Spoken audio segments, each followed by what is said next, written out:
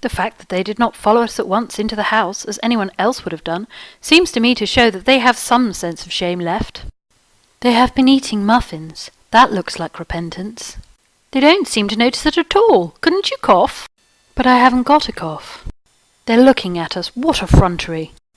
They're approaching. That's very forward of them. Let's preserve dignified silence. Certainly, it's the only thing to do now. This dignified silence seems to produce an unpleasant effect. A most distasteful one. But we will not be the first to speak. Certainly not. Mr. Worthing, I have something very particular to ask you. Much depends on your reply. Gwendolen, your common sense is invaluable. Mr. Moncrieff, kindly answer me the following question. Why did you pretend to be my guardian's brother? In order that I might have an opportunity of meeting you. That certainly seems a satisfactory explanation, does it not? Yes, dear, if you can believe him. I don't, but that does not affect the wonderful beauty of his answer. True. In matters of grave importance, style, not sincerity, is the vital thing. Mr. Worthing, what explanation can you offer me for pretending to have a brother? Was it in order that you might have an opportunity of coming up to Town to see me as often as possible? Can you doubt it, Miss Fairfax? I have the gravest doubts upon the subject, but I intend to crush them. This is not the moment for German scepticism. Their explanations appear to be quite satisfactory, especially Mr. Worthing's. That seems to me to have the stamp of truth upon it. I am more than content with what Mr. Moncrieff said. His voice alone inspires one with absolute credulity. Then you think we should forgive them? Yes. I mean, no. True. I had forgotten. There are principles at stake that one cannot surrender. Which of us should tell them? The task is not a pleasant one. Could we not both speak at the same time? An excellent idea. I always speak at the same time as other people. Will you take the time from me? Certainly. Your Christian names are still an insuperable barrier. That is all. Our Christian names? Is that all? But we are going to be christened this afternoon. For my sake, you are prepared to do this terrible thing? I am. To please me, you are ready to face this fearful ordeal? I am. How absurd to talk of the equality of the sexes. Where questions of self-sacrifice are concerned, men are infinitely beyond us. We are? They have moments of physical courage of which we women know absolutely nothing.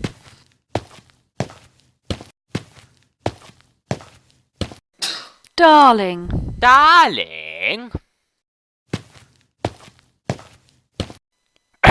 Ahem. Ahem. Lady Bracknell. Good heavens! Gwendolen, what does this mean? Merely that I am engaged to be married to Mr. Worthing, mamma. Come here.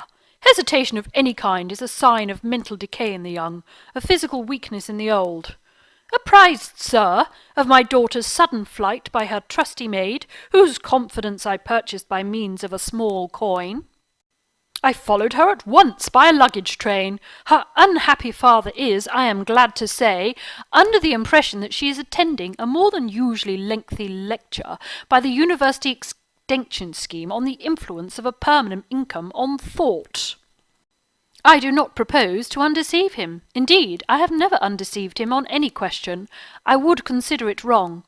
But of course you will yourself clearly understand that all communication between yourself and my daughter must cease immediately from this moment.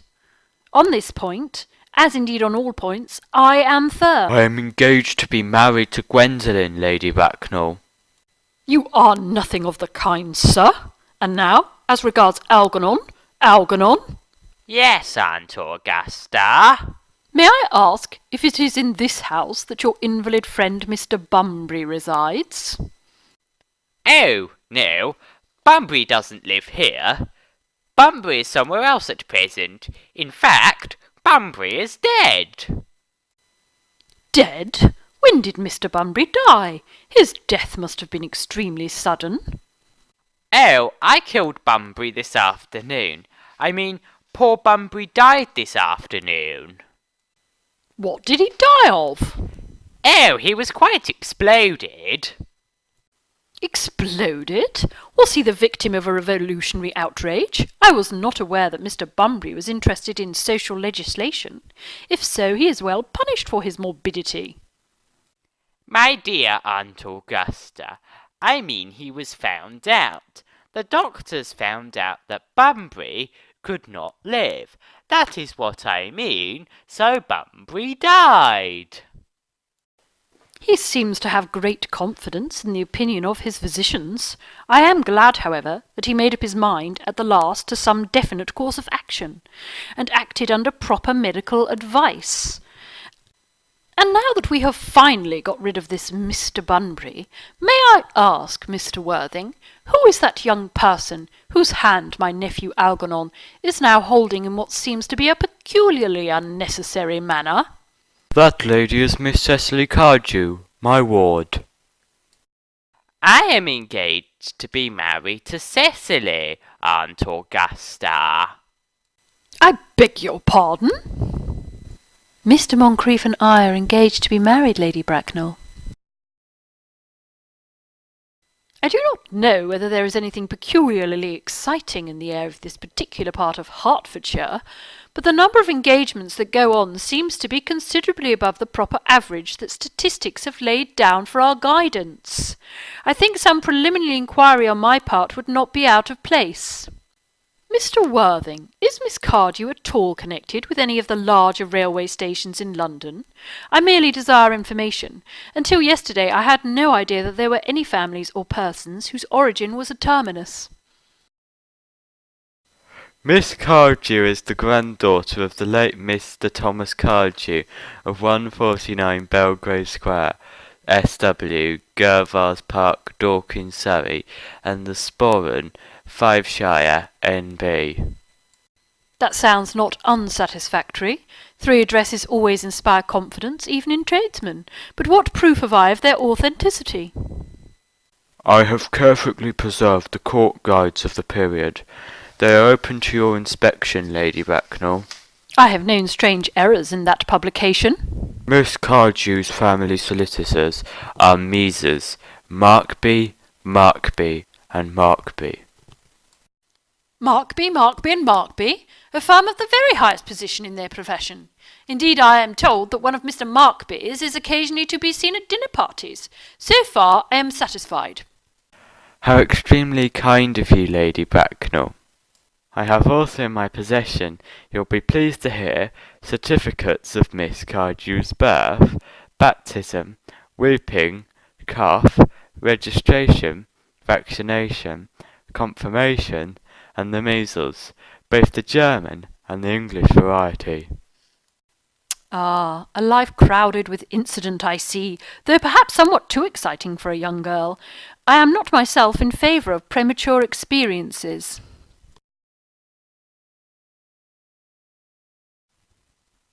Gwendolen, the time approaches for our departure.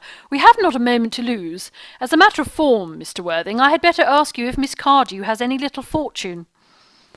Oh, about £130,000 in the funds, that is all. Goodbye, Lady Bracknell. So pleased to have seen you. A moment, Mr. Worthing. £130,000, and in the funds? Miss Cardew seems to me a most attractive young lady now that I look at her. Few girls of the present day have really solid qualities, any of the qualities that last and improve with time. We live, I regret to say, in an age of surfaces. Come over here, dear. Pretty child. Your dress is sadly simple, and your hair seems almost as nature might have left it, but we can soon alter that. A thoroughly experienced French maid produces a really marvellous result in a very brief space of time.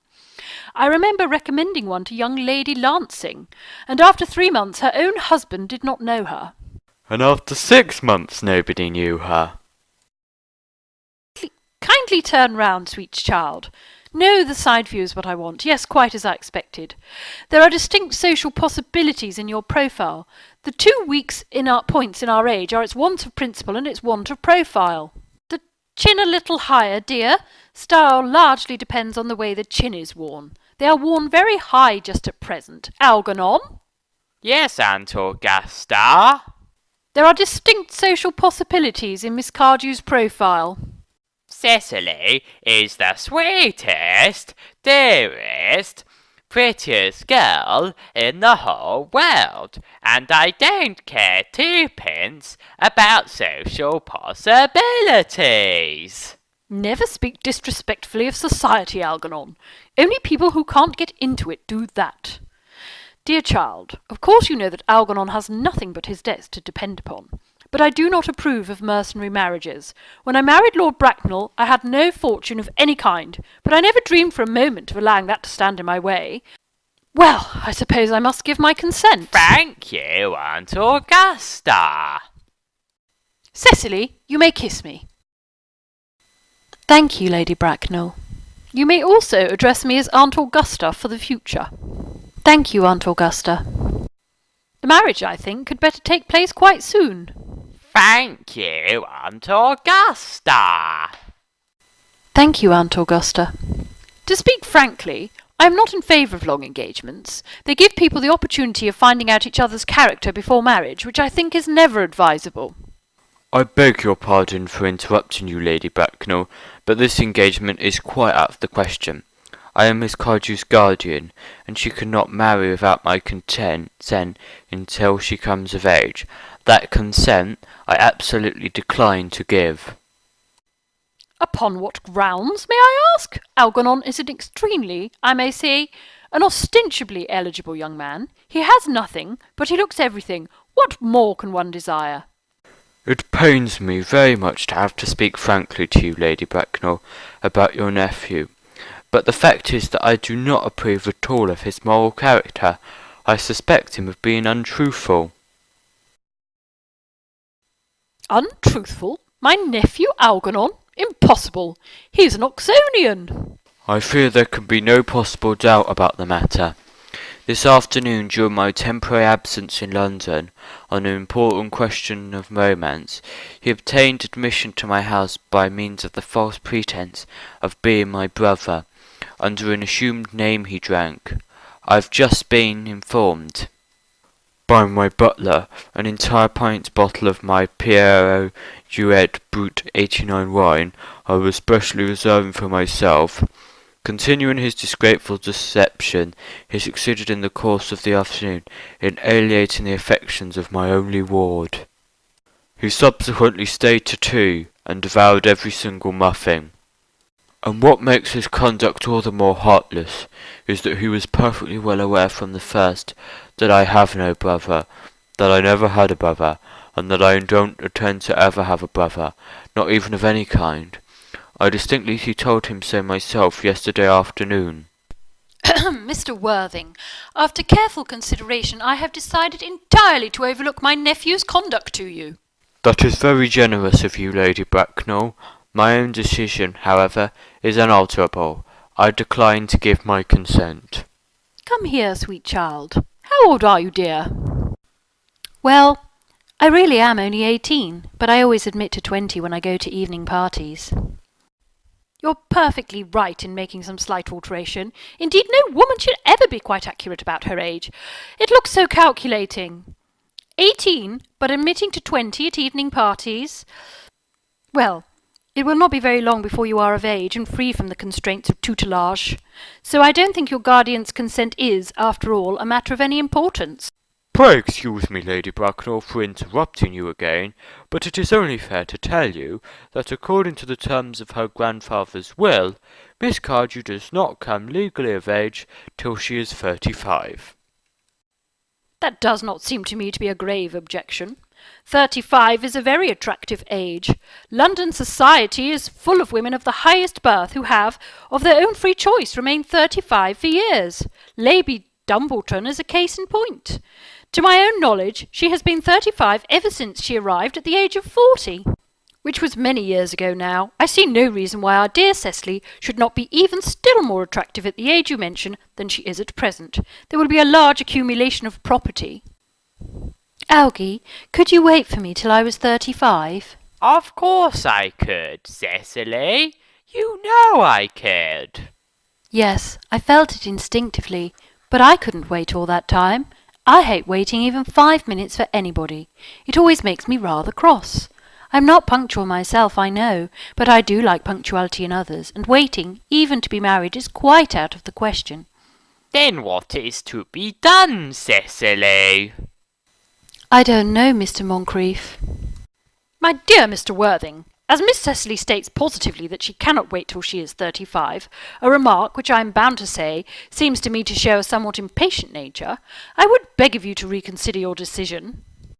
But, my dear Lady Bracknell, the matter is entirely in your own hands. The moment you consent to my marriage with Gwendolen, I will most gladly allow your nephew to form an alliance with my ward. You must be aware that what you propose is out of the question. Then a passionate celibacy is all that any of us can look forward to. That is not the destiny I propose for Gwendolen. Algernon, of course, can choose for himself. Come, dear. We have already missed 5, if not 6 trains. To miss any more might expose us to comment on the platform. Everything is quite ready for the christenings. The christening, sir? Is that not somewhat premature? Both these gentlemen have expressed a desire for immediate baptism. At their age? The idea is grotesque and irreligious. Algernon, I forbid you to be baptized. I will not hear of such excesses. Lord Bracknell will be highly displeased if he learned that that was the way in which you wasted your time and money. Am I to understand, then, that there are to be no christenings at all this afternoon? I don't think that, as things are now, it would be of much practical value to either of us, Dr. Chasuble. I am grieved to hear such sentiments from you, Mr. Worthing. They savour of the heretical views of the Anabaptists, views that I have completely refuted in 4 of my unpublished sermons. However, as your present name seems to be one particularly secular, I will return to the church at once. Indeed, I have just been informed by the pew opener that for the last hour and a half, Miss Prism has been waiting for me in the vestry. Miss Prism? Did I hear you mention a Miss Prism? Yes, Lady Bracknell. I am on my way to join her. Pray allow me to detain you for a moment. This matter may prove to be one of vital importance to Lord Bracknell and myself. Is this Miss Prism a female of repellent aspect, remotely connected with education? She is the most cultivated of ladies, and the very picture of respectability. It is obviously the same person. May I ask what position she holds in your household? I'm a celibate, madam. Miss Prism, Lady Bracknell, has been for the last 3 years Miss Cardew's esteemed governess and valued companion. In spite of what I hear of her, I must see her at once. Let her be sent for. She approaches. She is nigh. I was told you expected me in the vestry, dear Canon. I have been waiting for you there for an hour and 3/4. Prism? Come here, Prism. Prism, where is that baby? 28 years ago, Prism, you left Lord Bracknell's house, number 104 Upper Grosvenor Suite, in charge of a perambulator that contained a baby of the male sex. You never returned. A few weeks later, through the elaborate investigations of the Metropolitan Police, the perambulator was discovered at midnight, standing by itself, in a remote corner of the Bayswater. It contained the manuscript of a 3-volume novel of more than usually revolting sentimentality. But the baby was not there. Prism, where is that baby? Lady Bracknell, I admit with shame that I do not know. I only wish I did. The plain facts of the case are these. On the morning of the day you mention, a day that is forever branded in my memory, I prepared as usual to take the baby out in its perambulator. I had also with me a somewhat old, capricious handbag, in which I had intended to place the manuscript of a work of fiction that I had written during my few unoccupied hours. In a moment of mental abstraction, for which I can never forgive myself, I deposited the manuscript in the bassinet, and placed the baby in the handbag. But where did you deposit the handbag? Do not ask me, Mr. Worthing. Miss Prism, this is a matter of no small importance to me. I insist on knowing where you deposited the handbag that contained the infant. I left it in the cloakroom of one of the larger railway stations in London. What railway station? Victoria. The Brighton line. I must retire to my room for a moment. Gwendolen, wait here for me. If you are not too long, I will wait here for you all my life. What do you think this means, Lady Bracknell? I dare not even suspect, Dr. Chasuble. I need hardly tell you that in families of high position, strange coincidences are not supposed to occur. These are hardly considered the thing.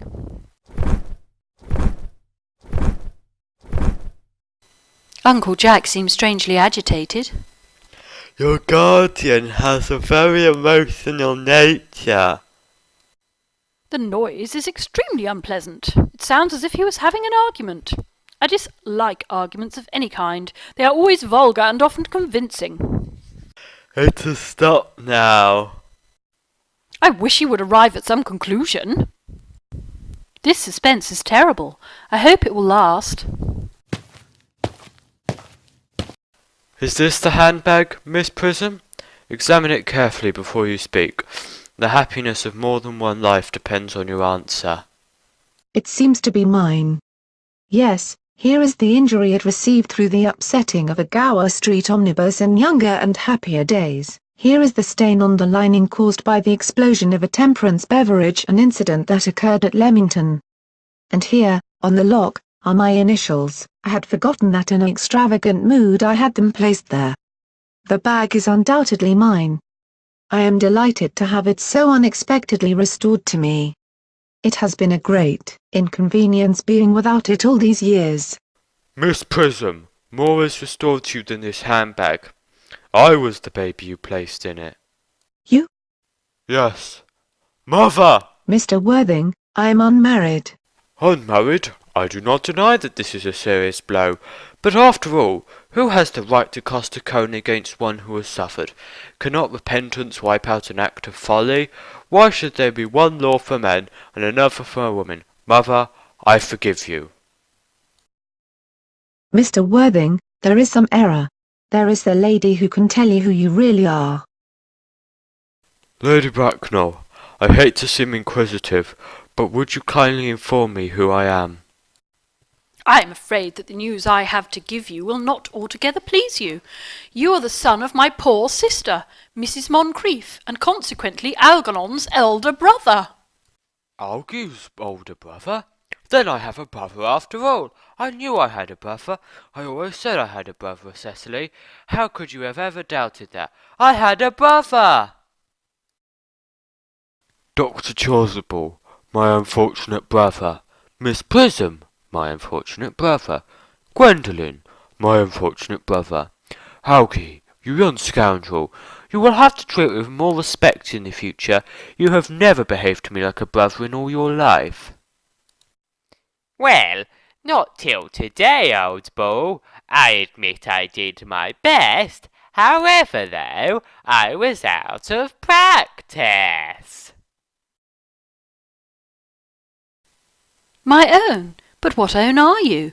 What is your Christian name, now that you have become someone else? Good heavens! I had quite forgotten that point. Your decision on the subject of my name is irrevocable, I suppose. I never change, except in my affections. But a noble nature you have, Gwendolen. Then the question had better be cleared up at once. Aunt Augusta, a moment. At the time when Miss Prism left me in the handbag, had I been christened already? Every luxury that money could buy, including christening, had been lavished on you by your fond and doting parents. Then I was christened, that is settled. Now not what name was I given, let me know the worst. Being the eldest son, you were naturally christened after your father.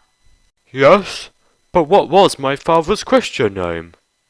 I cannot at the present moment recall what the General's Christian name was, but I have no doubt he had one. He was eccentric, I admit, but only in later years, and that was the result of the Indian climate, and marriage, and indigestion, and other things of that kind. Algie, can't you recollect what our father's Christian name was? My dear boy, we were never even on speaking terms. He died before I was a year old. His name would appear in the army lists of the period, I suppose, Aunt Augusta? The General was essentially a man of peace, except in his domestic life, but I have no doubt his name would appear in the military directory. The army lists of the last 40 years are here. These delightful records should have been my constant study. Generals, Malam, Maxbohm, Magley, what ghastly names they have. Markby, Migsby, Mobbs, Moncrief, Lieutenant 1840, Captain, Lieutenant Colonel, Colonel, General 1869. Christian names, Ernest John. I always told you, Gwendolen, my name was Ernest, didn't I? Well, it is Ernest after all. I mean, it naturally is Ernest. Yes, I remember now that the General was called Ernest. I knew I had some particular reason for disliking the name.